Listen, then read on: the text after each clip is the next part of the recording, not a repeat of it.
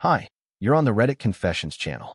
It happened between a plate of ribs and a refill of white wine. No warning. No private talk beforehand. Just a single sentence, broadcast loud enough for the neighbor's dog to flinch. "I want an open marriage," she said, like it was the same as asking for another drink. No one blinked right away. People kept chewing. Someone laughed awkwardly, like she'd misheard. But I didn't mishear. I was standing right next to her, holding the salad bowl she asked me to pass, as if that little chore somehow still made me a part of whatever her version of us had become. Brittany didn't even look at me. She looked at the group, the couples, the single guy from across the street who always found a reason to borrow sugar when I wasn't home. I just stood there. My hand froze midair with tongs full of lettuce. I blinked. Once. "Not in my marriage," I said, slowly, like each word had to push past the fog in my throat. "I'm done."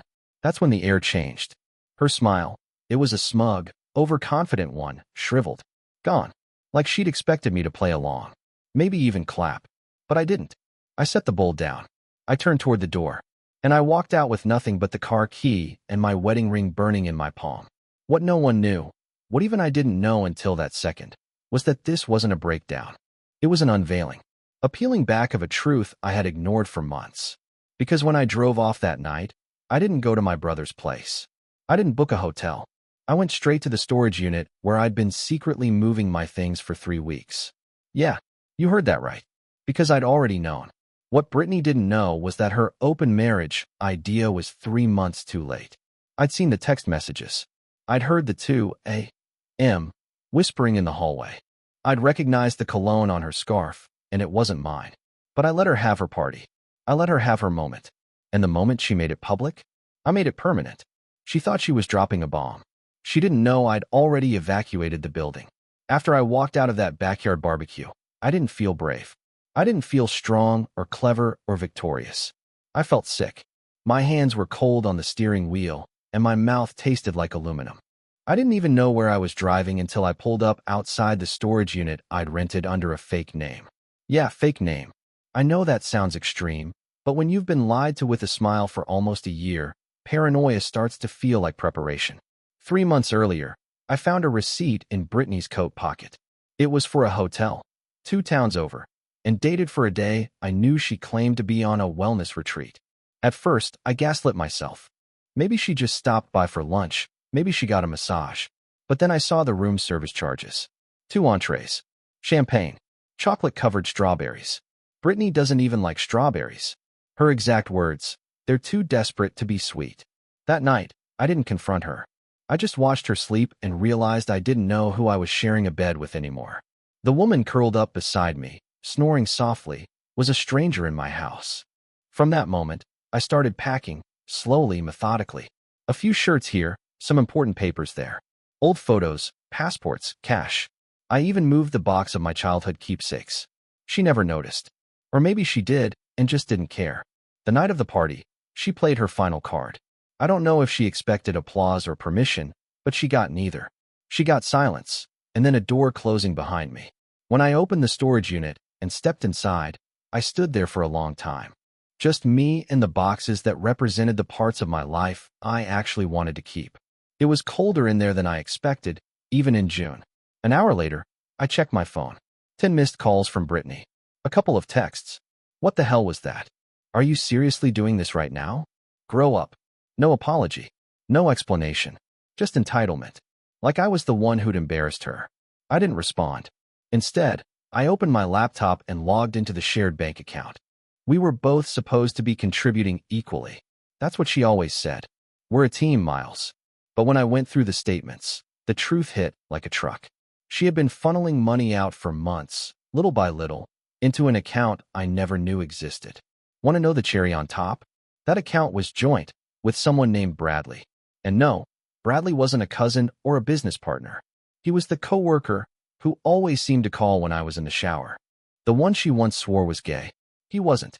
Suddenly, everything made sense. The retreat, the missing money, the open marriage suggestion disguised as empowerment. It was never about opening the marriage. It was about replacing me entirely. But what she didn't know, what she still didn't know that night, was that I had already closed our other accounts. The ones I opened when I noticed the first lie. And now, I was watching her squirm from a safe distance. The show had just begun. The thing about betrayal is that it doesn't end with the moment itself. It echoes. It drips into every hour afterward like a leaky faucet you can't stop hearing. That night after the party, I didn't sleep. I lay on the narrow mattress I'd dragged into my storage unit, staring up at the metal ceiling, listening to the occasional car pass on the highway outside. I kept thinking about the account, about the name, Bradley. It looped through my brain like a broken record. I had a contact, my cousin Reese, who worked in IT security. He's the type of guy who always says things like, "Don't ask how I know, just read what I sent you." I messaged him in the middle of the night, just a single sentence.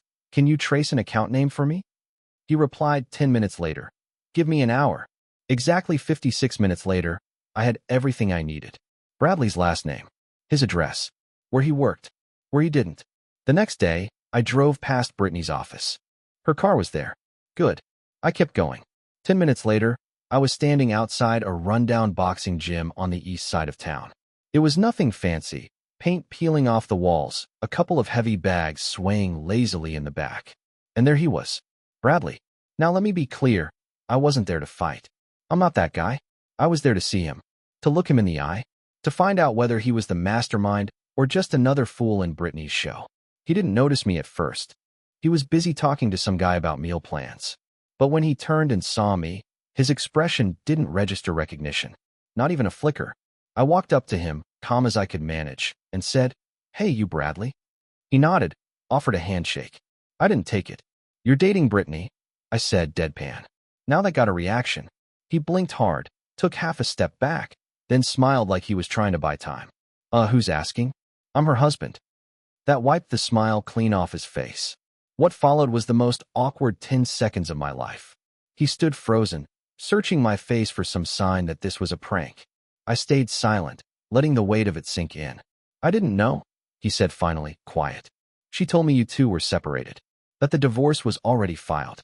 She said you were, get this, practically roommates." I didn't say anything. I just stared. He kept trying to talk himself out of the situation. I swear, man, I wouldn't, if I'd known.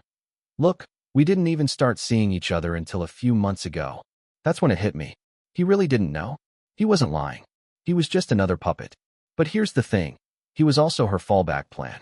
I realized in that moment Brittany had been running 2 games, stringing me along for the finances, the house, the image, and grooming Bradley in the background as her next life phase. He didn't know he was Plan B, and I wasn't about to enlighten him further. Before I walked out, I said one thing. She opened the door. I just walked through it. I left him standing there, mouth half open, hands on his hips like he was trying to hold in the embarrassment. I wasn't angry at him. I actually pitied him. He'd soon be in my shoes. She'd destroy him, too. When I got back to my car, my phone was blowing up again. 10 more texts from Brittany. 2 missed calls. 1 voicemail. "Miles, can you stop being dramatic and call me back?" Nope. Not today. Not ever. She wasn't the only one who could play pretend. The morning after I met Bradley, I stopped by the house. Not for her, definitely not for a talk, but for one final sweep. I had already packed most of my important things into storage, but there were still a few things she would never think mattered. Old journals. A folder with handwritten letters from my late mother. The ceramic mug I'd made in 3rd grade that somehow survived 3 moves. Sentimental trash to her, maybe, but I wasn't about to leave it behind. I parked 3 houses down and walked in through the side entrance. She hadn't changed the locks yet. Bold move, considering she'd gone nuclear at the barbecue and assumed I'd still crawl back with my tail between my legs. Her mistake. The house was quiet. Too quiet. But the moment I opened the guest bedroom closet, I heard it. Her voice behind me, low and laced with bitterness. "Well, look who finally came home." I turned slowly. She stood there in one of my old college hoodies, holding a cup of coffee like she had any moral high ground left. I didn't reply, just turned back and kept gathering my things. But of course, Brittany wasn't about to let silence win. "So that's it," she snapped. "One little comment at a party and you implode like a child?" I didn't even blink. "One little comment." I repeated, my voice cold. "That's what we're calling it now." She scoffed. "Come on, Miles. Be honest. We've been miserable for a long time." I just had the guts to say it out loud. "No, I said sharply. You had the nerve to humiliate me in front of our neighbors, your coworkers, and that sleazy trainer you thought I didn't know about. Her expression faltered, just for a second. That flicker of panic. But she quickly recovered. Bradley? She snorted. God, you're such a baby. You always read into everything. I needed someone who actually listened. You haven't looked at me the same since the anniversary dinner. Maybe if you weren't so checked out. I cut her off. I looked at you different because I finally saw you for who you are. And that anniversary dinner? The one where you were too tired to talk, but managed to stay up texting until 2 a.m.? Yeah, I wasn't checked out. I was already checking out. That shut her up. She tried a different approach then. Softer. Miles, look, maybe we rushed things. Maybe it was a mistake saying that at the party. But we can fix this. No, Brittany, I said, slowly placing the last box in the hallway. We can't. Because you weren't just planning to open the marriage. You were planning to replace me. You just didn't expect me to walk out before you were ready. She stood frozen. I could see the wheels turning. She wanted to deny it. But she knew I knew too much. She didn't ask how I found out.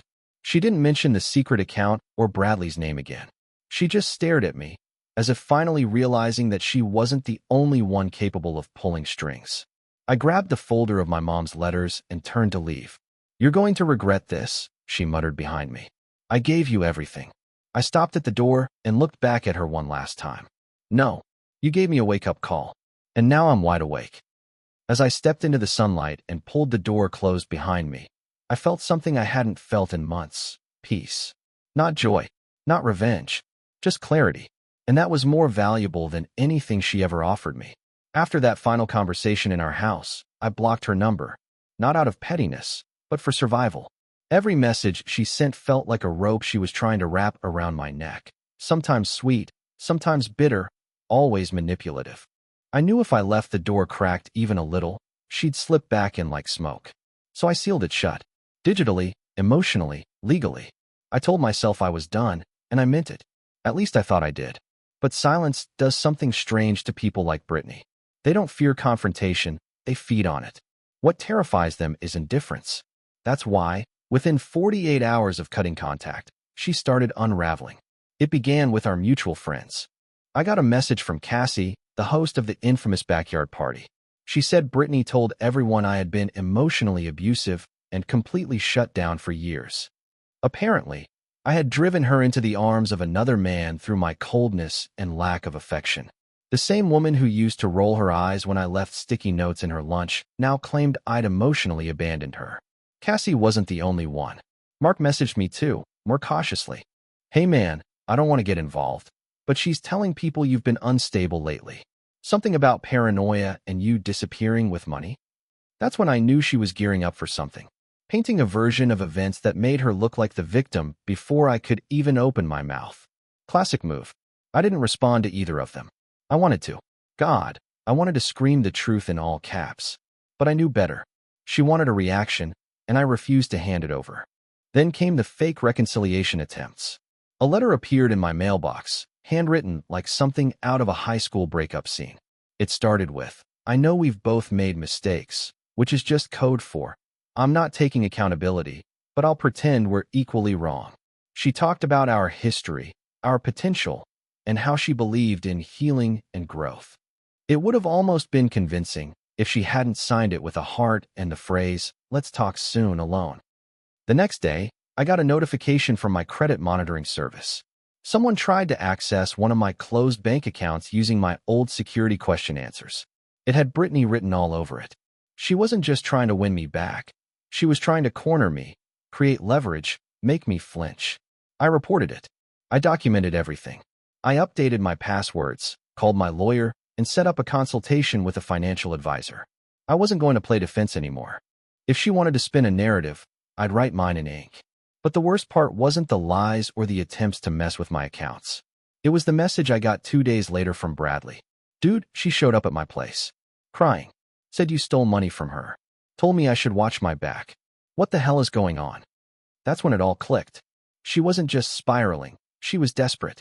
She had counted on me being the quiet, spineless version of myself she'd grown used to. But I wasn't that guy anymore. She thought silence meant weakness. It didn't. It meant I was preparing. She had underestimated me for the last time. I don't consider myself the type of guy who collects things out of spite. I'm not a schemer or a grudge holder by nature. But I do have one inconvenient habit. When something feels off, I document it. Maybe it's a trauma response from my dad's second marriage blowing up without warning, or maybe it's just the only way I've ever felt in control. Either way, it turned out to be my saving grace. Brittany had spent the past few weeks telling anyone who'd listened that I was unstable, vindictive, and financially abusive. Her exact words to one friend, according to a screenshot someone anonymously sent me, were, "He's spiraling. I'm actually scared of what he might do." That same day, she emailed my former employer and hinted that I was going through something and might not be trustworthy with client data. Fortunately, my old boss knew me better than that and flagged it for me instead of believing it. What she didn't know, what no one knew, was that I'd been quietly collecting everything. Every text she'd sent me in the months before the split. Screenshots of her messages to Bradley, the ones she didn't delete from the cloud. Voice recordings of her drunken rants where she not only admitted to cheating, but bragged about how easily she could manipulate people. Bank statements that showed her transfers to her private account. And, most importantly, a signed document from 2 years ago when she gave me full control over a shared investment account for tax purposes. You see, while she was busy trying to burn me down with whispers, I had already built the fireproof walls. The breaking point came when my financial advisor called me with a warning. He'd been contacted by someone claiming to be my legal representative, asking for access to our joint assets. He knew better and refused, but it was clear what Brittany was trying to do: trigger a financial panic. She assumed I was weak, emotional, and unprotected. So I met with my lawyer, handed him a file thicker than a Bible, and said, "It's time." We filed for divorce that week. But not just any divorce. We filed with evidence of financial misconduct, emotional distress, and reputational harm. My lawyer called it a strategic nuclear response. I just called it necessary. 2 days later, Brittany showed up at my storage unit uninvited. I don't know how she found it. Probably followed me. She always did think the rules didn't apply to her. She pounded on the metal door like she was breaking into a vault. "Miles, open this damn thing. I know you're in there." I didn't move. I stood still, heart pounding, watching her through the narrow vent in the wall. She looked unhinged, sweaty, red-faced, furious. "I'm not the villain here. You're the one who left. You made me look crazy." That part almost made me laugh. Almost. Eventually, she gave up and stormed off. That night, I received a final message through a third-party app: "If you wanted a war, you've got it. I hope you're proud of yourself." I didn't respond. She wanted war. But I came with receipts, lawyers, and nothing left to lose. The court date was set for a Monday morning, but the real battle began the Friday before. That's when Brittany sent a message to our neighborhood group chat, the same one we'd both been a part of for years. It was long, dramatic, and filled with phrases like misunderstood intentions, emotional neglect, and my personal favorite: "He made me feel like a prisoner in my own home." I wasn't even mad. I was impressed. She turned a 3-year affair and a public request for an open marriage into some sort of feminist monologue. A few people replied with emojis. Most stayed silent. But one reply stood out.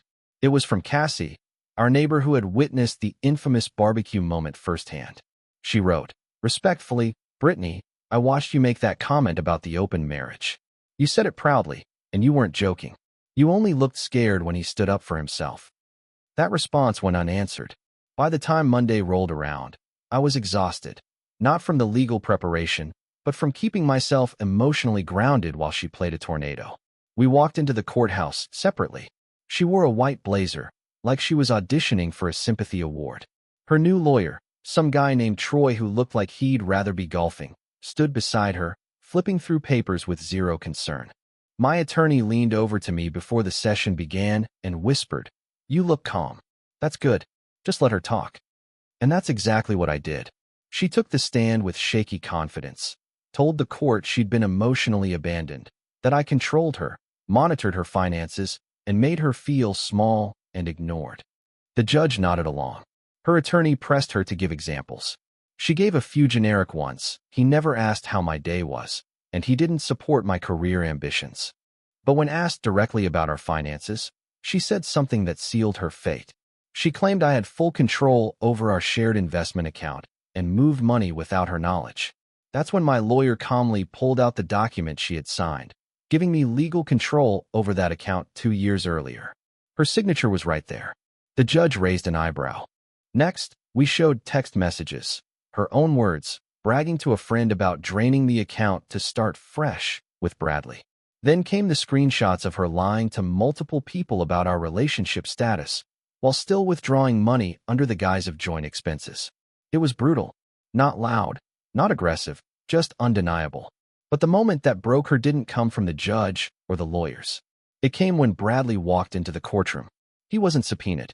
He showed up voluntarily, sitting quietly in the back, arms crossed, staring straight at her. She saw him mid-sentence and lost her flow. Her voice cracked. She stammered. The judge asked if she needed a moment. She said no, but her whole posture changed. She knew. Bradley had found out everything.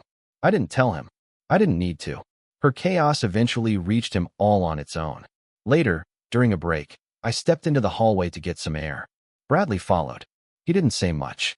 Just nodded at me and said, "Sorry I believed her." I nodded back. That was it. No need for anything more. The final ruling didn't grant her anything close to what she expected. No alimony, no access to the frozen assets, and no more room to spin her story unchecked. I walked out of that courthouse lighter, not because I won something, but because I finally let go of the idea that I had to keep explaining myself to people who only ever listened to her voice. The final papers were signed 3 weeks after the court hearing. I remember holding the envelope in my hands, just sitting in my car outside the courthouse, staring at my name printed above the word divorcee. I always thought that word would sting, like failure, like shame. But sitting there, I felt peace. Not the loud kind that comes with celebration, but the quiet kind that settles over you like a blanket after a long storm. Brittany didn't reach out again. Not a call, not a text, not a flying insult disguised as a thoughtful check-in. I heard from a friend that she moved into a smaller apartment across town and that Bradley was officially out of the picture. Apparently, he told a mutual friend, she needs therapy, not another boyfriend. I guess even the replacement learned the hard way. As for me, I didn't do anything dramatic. No revenge vacation. No flashy rebound. I went back to being invisible, which is what I thought I hated all those years, but now realized I just hadn't used it right. Invisibility isn't weakness. It's freedom. It's rebuilding without an audience. I went back to work full-time on my graphic design projects, something Brittany always mocked as just a hobby. I got a small studio in a co-working space, met people who didn't know me as Brittany's husband, and slowly started to remember who I was before her voice became the loudest in the room. One night, I got a message from someone I hadn't heard from in years, Rachel, a friend from college. She had heard what happened through the grapevine and just wanted to check in. We started talking, not romantically, just genuinely. 2 people catching up on life. It felt real, unforced. But the biggest surprise came a few weeks later when I got a call from my old boss, the one Brittany tried to smear me to. He offered me a remote consulting contract. He said, "I trust people who survive the fire and don't come out throwing matches." That meant more than he knew. For the first time in years, I'm not waiting for the next apology or wondering how someone else feels about me. I wake up when I want. I work where I want. I drink my coffee slowly. And no one's tracking my steps or rewriting my story. I thought Brittany's betrayal was the worst thing that ever happened to me. Turns out, it was the push I needed to finally stop begging to be seen and start seeing myself.